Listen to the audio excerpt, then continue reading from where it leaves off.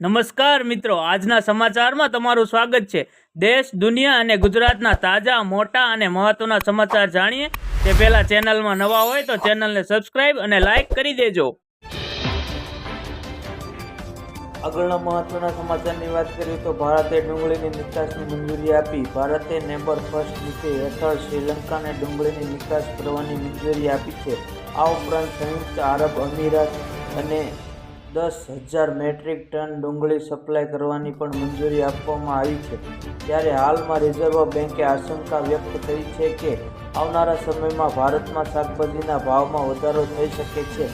તમને જણાવી દઈએ કે ભારતે પોતાના ક્ષેત્રીય સંબંધોને મજબૂત કરવા માટે આ પગલું ઉઠાવ્યું છે।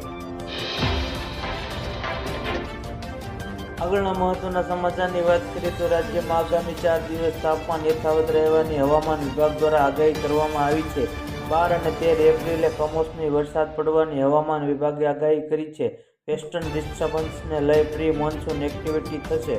12 એપ્રિલે નવસારી, વલસાડ અને સુરતમાં હળવા વરસાદની સંભાવના છે, જ્યારે 13 એપ્રિલે કચ્છ, બનાસકાંઠામાં માવઠાની શક્યતા છે। દરિયામાં ભેજવાળા પવનોને લીધે ગરમીનો અહેસાસ થશે।